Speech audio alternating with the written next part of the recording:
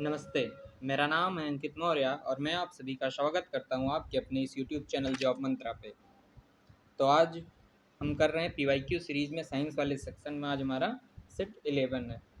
आप लोगों में से कुछ लोग यूपी पीसीएस भी इस बार देने वाले होंगे और कुछ लोग जो यूपी पीसीएस का आरओ हो रहा है उसे भी दे रहे होंगे। तो ये जो साइंस वाला सेक्शन हम इसका कर रहे हैं इलाहाबाद हाई कोर्ट के आरओ के लिए, ये जो यूपी पीसीएस का एग्ज़ाम होता है या फिर जो वो आरओ यूपी पीसीएस का एग्ज़ाम है, इन दोनों से जो ये साइंस वाला सेक्शन है इसका पोर्शन उससे ज़्यादा टफ है, ठीक है। तो यदि आप इस वाले सेक्शन के बाकी का तो मैं आपको देखना पड़ेगा अभी, लेकिन जब अभी आप साइंस वाले सेक्शन के, मैं ये बात गारंटी से कहता हूँ कि जो इलाहाबाद हाई कोर्ट का है जो साइंस वाला सेक्शन, वो बाकी एग्ज़ाम से ज़्यादा कंपैरेटिवली टफ है। यदि आप इसको कर ले जाते हैं तो ये मान के चलिए ये आपको वहाँ भी काम देगा, आरओ में, यूपी पीसीएस वाले में, और यहाँ तो आपको काम दे ही रहा है, ठीक है। तो आप इसको अच्छे से करिए। तो जो जो लोग भी वहाँ पे कर रहे होंगे, यदि आप इसको अच्छे से कर लेंगे तो वहाँ के भी क्वेश्चन अपने आप आपसे होने लग जाएंगे, ठीक है। चलिए शुरू करते हैं। पहला क्वेश्चन देखते हैं आज।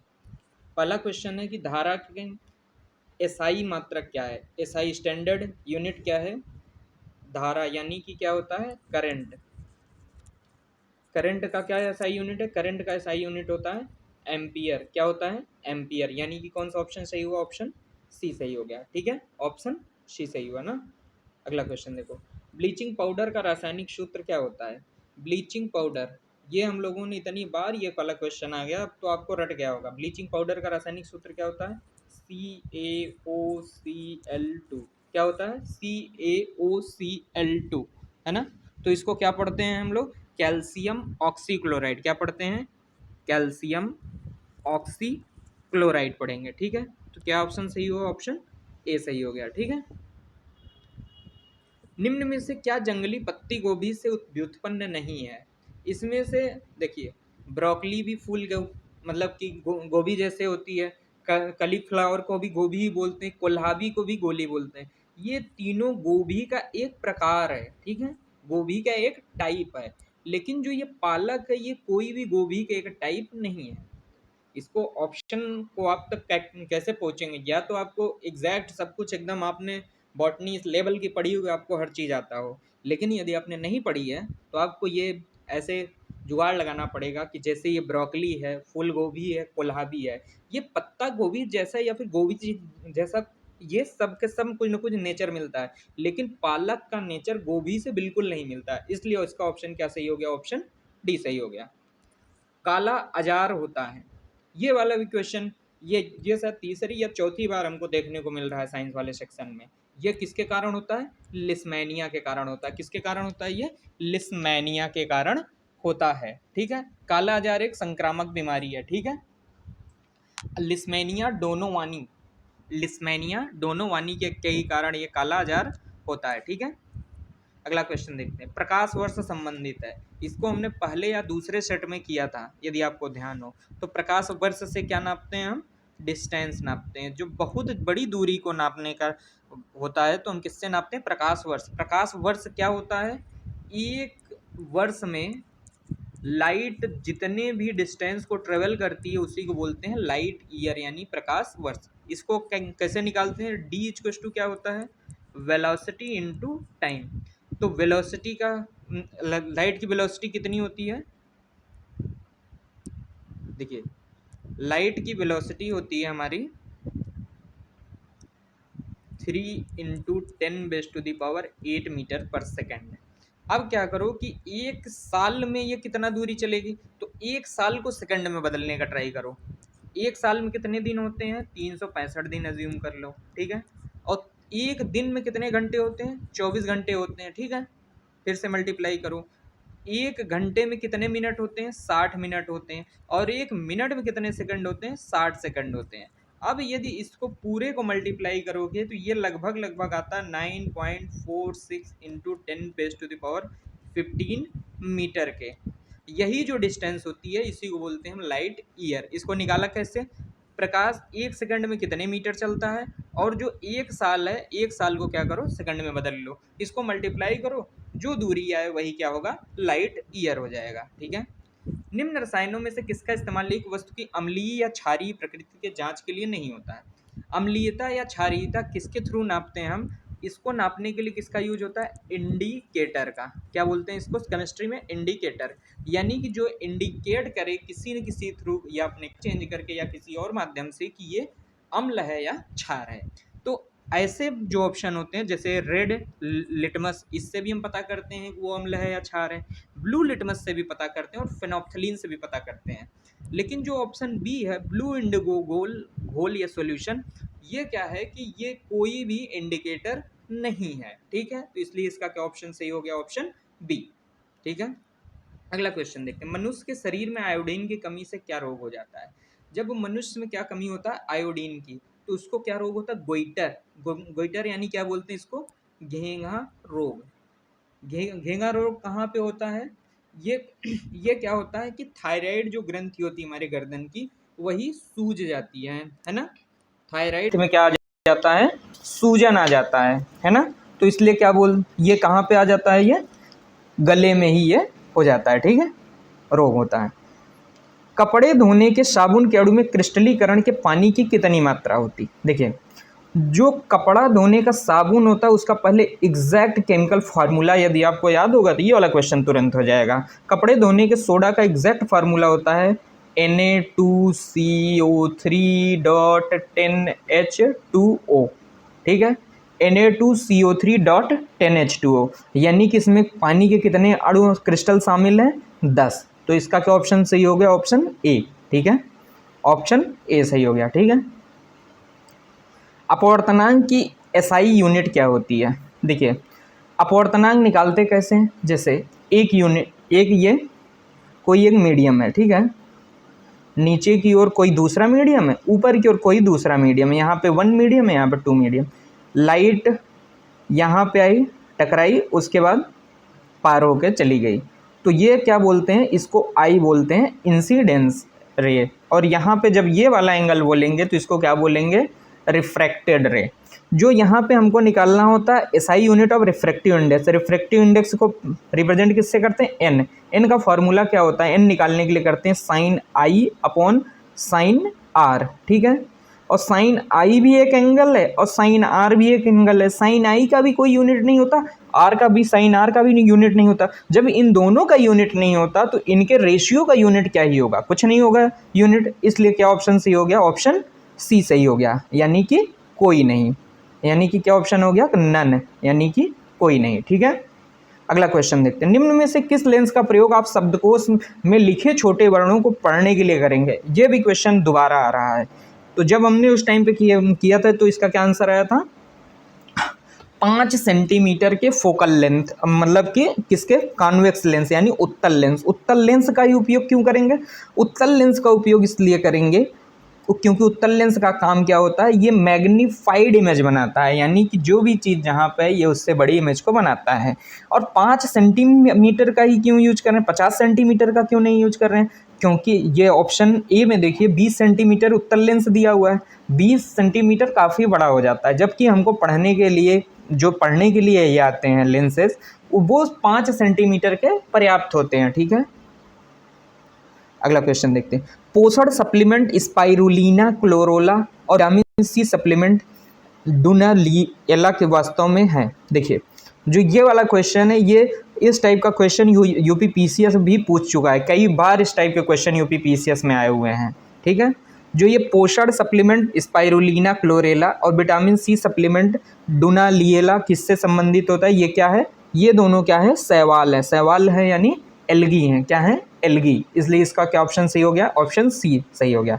इसको आप ऐसे ही याद कर लेंगे, क्या, स्पाइरुलिना क्लोरेला और सप्लीमेंट डुनालिएला। डुनालिएला दोनों क्या हैं, एल्गी में आते हैं, क्या है ये, एल्गी। स्पाइरुलिन, और यहाँ से आप एक चीज़ और याद कर सकते हैं कि जो ये सप्लीमेंट क्या होता है, डुनालिएला, डुनालिएला से क्या मिलता है हमको, विटामिन सी मिलता है। क्या मिलता है, विटामिन सी मिलता है। ठीक है। और अगला क्वेश्चन ये है कि which of the following statement is not correct, यानी इसमें से कौन सा करेक्ट नहीं है। देखिए पहला ऑप्शन देखिए, जब दांत सड़ना शुरू होता है तो मुंह का पीएच 5.5 से अधिक होता नहीं। जब हमारे मुंह का जो पीएच होता है जब 5.5 से कम हो जाता है, यानी 5.5 से निगेटिव यानी कि कम हो जाता है, तो उस समय क्या होता है कि हमारे दांत सड़ने लग जाते हैं। मुंह की जो स्थिति होती है वो एसिडिक हो जाती है, इससे दांतों में सड़न प्रारंभ हो जाता है। ठीक है, तो ये जो दिया है कि 5.5 से अधिक होता है, नहीं, 5.5 से कम होना चाहिए तब दांत का सड़न शुरू होता है, यानी कि जो ए ऑप्शन ही गलत है। तो वही पूछा है कि इसमें से कौन सा गलत है, तो यानी ए ऑप्शन गलत है। ठीक है, कैल्शियम फॉस्फेट युक्त ताम चीनी शरीर की सबसे ठोस वस्तु है। क्या बोलते हैं? ताम चीनी, यानी ताम चीनी को इंग्लिश में क्या बोलते हैं? इनेमल। इनेमल शरीर का सबसे कठोर अंग होता है इनेमल, दांत का जो अगला हिस्सा उस पर परत चढ़ी होती है उसी को क्या बोलते हैं? इनेमल। तो यानी कि जो ये ऑप्शन सही है, बी ऑप्शन सही है। मुंह में मौजूद जीवाणु शुगर को तोड़कर अम्ल बनाते हैं, बिल्कुल, यहीं से सही तो शुगर का पाचन शुरू हो जाता है। तो यानी कि क्या ऑप्शन सी सही है? सी सही है, ये भी ठीक है। और जो टूथपेस्ट अक्सर क्षारीय होते हैं, टूथपेस्ट आर ऑफन अल्कलाइन, हाँ बात तो सही है, जितने भी टूथपेस्ट आते हैं वो बेसिक नेचर के होते हैं, यानी अल्कलाइन नेचर के होते हैं। यानी कि जो बी सी डी है वो सही है, इसमें से जो सिर्फ ए ऑप्शन है वही गलत है। इसमें जो बोल रहा है कि मुंह का पीएच 5.5 से अधिक होता, नहीं, वो मुंह का पीएच 5.5 से कम होना चाहिए। ठीक है, निम्न में से कौन सा पौधा एक लिंगी फूल दर्शाता है? ये वाला भी क्वेश्चन पहले आ चुका है, ये दोबारा से क्वेश्चन आया हुआ है। एक लिंगी पुष्प क्या होते हैं? जिनमें या तो सिर्फ मादा जननांग है या तो फिर सिर्फ नर जननांग पाए जाते हैं। तो ये ऐसा कौन सा ऑप्शन है? जो उस दिन भी ये वाला सेम क्वेश्चन आया था, उसमें भी पपीता जो पपाया ऑप्शन था वो सही था। आज भी क्वेश्चन आया, इसमें भी पपाया ऑप्शन सही है। ठीक है, और इसमें आप ये याद रख सकते हैं कि जो ए बी सी ऑप्शन है, यानी कि सरसों, गुड़हल, मटर, ये द्विलिंगी पुष्प होते हैं। क्या होते हैं? द्विलिंगी पुष्प होते हैं। ठीक है, यदि आप इस बात को याद रखेंगे तो भविष्य में कोई भी क्वेश्चन आता है तो आप ऑप्शन को एलिमिनेट कर पाएंगे और आंसर तक पहुंच पाएंगे। ठीक है, तो आप इसमें से पपीता आप याद रखेंगे कि पपीता एक लिंगी है, बाकी सरसों, गुड़हल, मटर द्विलिंगी होता है। पूरे शरीर में ऑक्सीजन ले जाने के लिए स्वास्थ्य में एक महत्वपूर्ण भूमिका क्या निभाते हैं? देखिए, जो आरबीसी होते हैं, रेड ब्लड कार्पसल्स, यही ऑक्सीजन को ले जाते हैं और ले आते हैं। इसी में क्या पाया जाता है? हीमोग्लोबिन पाया जाता है ना, हीमोग्लोबिन इसी में पाया जाता है। वही क्या होते हैं? ऑक्सीजन को ले जाने और ले आने का काम करते हैं। क्या? आरबीसी। ठीक है, इसी में आप लोगों ने वो कंसेप्ट सुना होगा कि जब CO यानी कि कार्बन मोनोऑक्साइड की मात्रा हवा में अधिक हो जाती है तो वो क्या करता है? हीमोग्लोबिन ऑक्सीजन से ज़्यादा CO को के लिए प्रोन होता है, यानी कि उससे ज़्यादा आसानी से रिएक्शन करके वो उसको ले जाना शुरू कर देता है और ऑक्सीजन को छोड़ देता है। इसलिए शरीर में ऑक्सीजन की कमी हो जाती है और शरीर आदमी की कुछ देर में ही मृत्यु हो जाती है। ठीक है, तो इसलिए जो आरबीसी होता है वही ऑक्सीजन को ले आता है और ले जाता है। गतिज ऊर्जा की मानक इकाई क्या होती है? देखिए, दुनिया में कोई भी एनर्जी होगी, ठीक है, एनर्जी को नापेंगे हम किस में? जूल में नापेंगे। किस में नापेंगे? जूल में नापेंगे। चाहे वो गतिज ऊर्जा हो, चाहे स्थितिज ऊर्जा हो, चाहे वो हीट एनर्जी हो, चाहे स्प्रिंग एनर्जी हो, चाहे फ्लूइड एनर्जी हो, किसी भी टाइप की एनर्जी होगी उसको नापेंगे किस में? हम जूल में। बाकी गतिज ऊर्जा निकालने का क्या फॉर्मूला होता है? Half M V square. Half M V square से हम क्या निकालते हैं? काइनेटिक एनर्जी निकालते हैं। ठीक है, वायुमंडलीय दाब को नापने के लिए किस उपकरण का यूज होता है? इसको यूज होता है किसमें? डेसिबल, बैरोमीटर का यूज होता है। किसका यूज होता है? बैरोमीटर। बैरोमीटर से क्या हम नापते हैं? एटमॉस्फेरिक प्रेशर नापते हैं। ठीक है, डेसिबल मीटर से क्या नापते हैं? हम अपनी आवाज़ की तीव्रता को नापने के लिए क्या यूज होता है? Decibel meter. हर्ट्ज को क्या किस में नापते हैं? कहते हैं ना कि पर सेकंड कितना तेज बीट चल रही, किसी भी बीट को यानी वेव को नापने के लिए किसका यूज करते हैं? हर्ट। और एनीमोमीटर, देखिए मैंने आपको एक दिन बताया था ना कि कहीं भी एनिमो शब्द आया तो वो किससे संबंधित है? वो हवा से संबंधित है। किससे संबंधित है? हवा से संबंधित है। ठीक है, इसको आप याद रखेंगे। ठीक है, अगला क्वेश्चन देखते हैं। न्यूक्लिक एसिड की खोज सबसे पहले किसने की थी? इसकी खोज की थी फ्रेडरिक मिशर ने। किसकी की? न्यूक्लिक एसिड की खोज किसने की थी? फ्रेडरिक मिशर ने की थी। तो इसका क्या ऑप्शन सही हुआ? ऑप्शन ए सही हो गया। ठीक है, अगला क्वेश्चन देखिए। अब ये क्वेश्चन कह रहा है कि लिंक्स डैश, लिंक्स का एक रेखीय नेटवर्क है जो उत्पादक जीव से शुरू होता है और शीर्ष पर बच्ची प्रजातियों पर जाके खत्म होता है। देखिए, एक पहले उत्पादक होता है यानी हरे पेड़ पौधे, उसको कौन खाते हैं? जो शाकाहारी जीव जंतु होंगे। ठीक है, शाकाहारी जीव जंतुओं को कौन खाएंगे? मांसाहारी। और इसके भी ऊपर एक बैठे होते हैं जो उच्च मांसाहारी होते हैं, वो एकदम से टॉप पे होते हैं। तो अब कह रहा है कि हमको देखना है कौन सा नेटवर्क? रेखीय नेटवर्क देखना है, यानी कि लीनियर। तो जब लीनियर की बात होगी तो ये क्या होता है? फूड चेन होता है। तो इसका क्या ऑप्शन सही हो गया? ऑप्शन बी सही हो गया। देखिए, आप कंफ्यूज हो सकते हैं कि इसमें फूड वेब भी सही हो सकता है। फूड वेब क्या होता है कि देखिए, ऐसे समझिए कि जैसे ये घास है, ठीक है, घास को कौन कौन खा सकता है? तिलचट्टा भी खा सकता है, तिलचट्टा भी खाएगा, ठीक है, और बकरी भी खाएगी। ठीक है, बकरी को कौन खाएगा? सांप खाएगा। अब वो बकरी को कौन खाएगा? शेर खाएगा। ठीक है, बकरी को कौन खाएगा? शेर खाएगा। तिलचट्टा को कौन खाएगा? मेढक खाएगा। मेढक को कौन खाएगा? सांप खाएगा। ठीक है, ये ऐसे ही एक जाल के रूप में फैला होता है। जबकि क्वेश्चन में पूछा क्या है? हमको देखना है रेखीय यानी कि लीनियर देखना है, सिर्फ एक ही पाथ को फॉलो कर रहा है। एक ही पाथ को जो फॉलो करता है वो है ऑप्शन बी, फूड चेन। ठीक है, अगला क्वेश्चन देखते हैं। निम्नलिखित में से कौन सी पारिस्थितिकी तंत्र का अजैविक घटक नहीं है? देखिए, अजैविक घटक नहीं है यानी कि जैविक घटक है। जैविक घटक है यानी कि उसमें जीवन है, यानी कि वो जीव होना चाहिए, यानी कि ऑप्शन ए, ऑर्गेनिज्म। जबकि जो ये लाइट, वाटर, सॉइल होता है, ये कैसा घटक है? अबायोटिक, यानी अजैविक घटक में आते हैं। ठीक है, निम्नलिखित में से कौन सा अनवीकरणीय संसाधन है? ठीक, देखिए, जो ये बायोफ्यूल, बायोमास, बायोगैस, ये तीन के तीनों क्या होते हैं? ये नवीकरणीय संसाधन होते हैं। क्या होते हैं? नवीकरणीय संसाधन होते हैं। ठीक है, नवीकरणीय संसाधन होते हैं।